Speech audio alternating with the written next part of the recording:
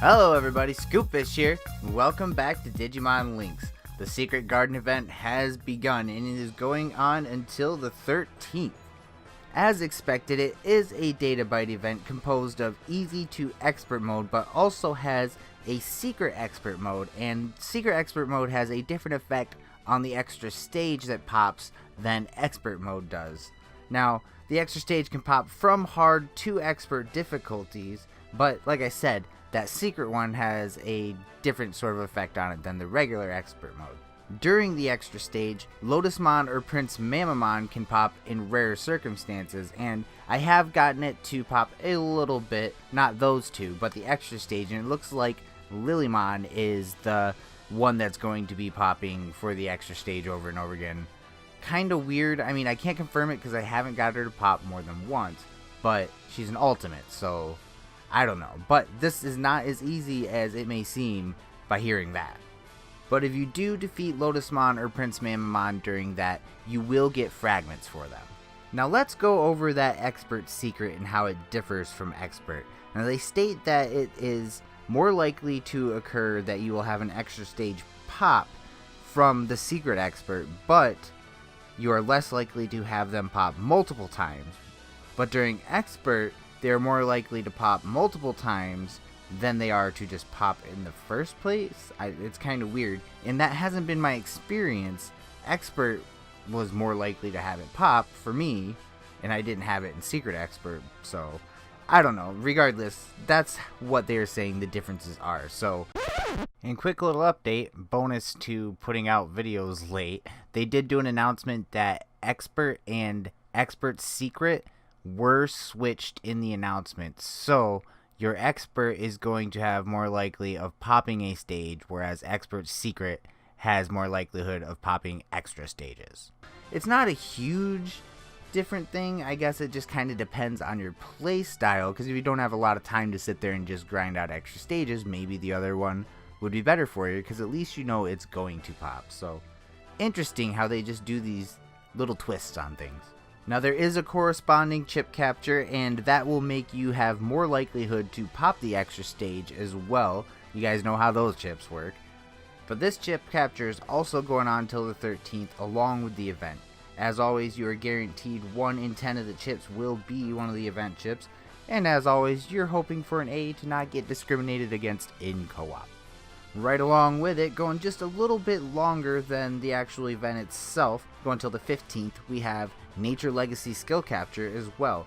And during this, you have the ability to get, of course, a guaranteed 1 in 10 Digimon to have these skills. But here's a list of the skills for you guys I will leave here for a second. And you also have the possibility of some of the ultimates that would go to the event megas that you're grinding for the fragments of. And now we have what is probably one of the most exciting things going on right now with this event, the Mega Festival capture. Now this is going on until the 22nd, and you are guaranteed to get at least 1 mega out of this, those being Marine Angemon, Titamon, Cherubimon, or Kazuamon. And then they could also have one of these pickup leader skills, which was a thing I was kind of curious about in the data mine because I hadn't seen that before. But, of course, I don't have enough Digistones anyway. At least to do a 10 pull, I could try to get Digimon 1 by 1, but I feel better when I do the 10 capture because I got that, 1 in 10 guaranteed going on. I don't know, I'm not as comfortable doing them 1 by 1. So, now that we've covered the news and the announcements and whatnot, we can go over the actual guide portion of this. It's a really weird quest the way they have it set up because of the fact that Ground Locomon is the mega that you face at the end of it.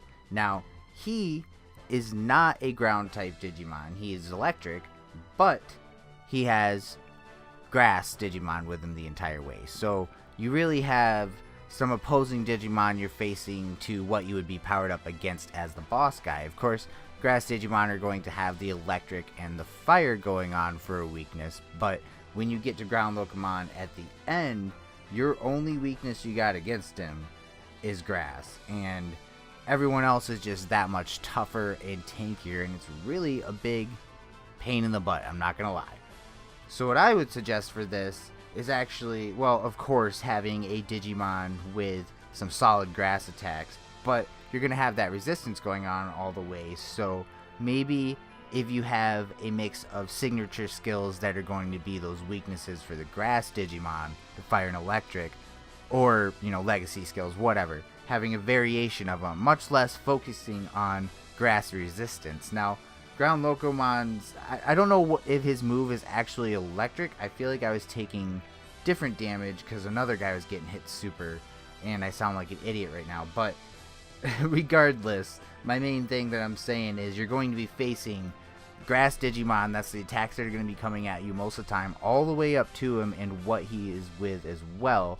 And then you're not really going to be able to play off of that with fire type Digimon because facing ground Lokomon at the end. Most of the Digimon you're facing are going to have, that weakness to fire and electric, but not him, and everything else is still tanking. So it's a little bit different how they put this into motion here, but I think that you guys can handle it knowing that stuff. Overall, the bigger question is whether or not you even want to participate in this event. Now, I'm grinding it anyway to get the bites and get whatever I can that I want out of them because, well, it's something extra. It makes sense to do regardless, but a lot of my focus right now is on PvP and holding that rank for the end until the next round of it starts. So it's up to you guys. I don't know. In the exchange, it's the same Digimon that you're looking at, so if you're a beginner, I would say this event is probably good for you, but it's tanky as hell, so it's not necessarily going to be easier for a beginner to do. So I don't know. The consensus of most of the community is that this event's kind of crap and save your Digistones. So my main recommendation to you guys is to do that. I'm sorry if that's not what you want to hear at the end of a guide, but just being honest with you guys.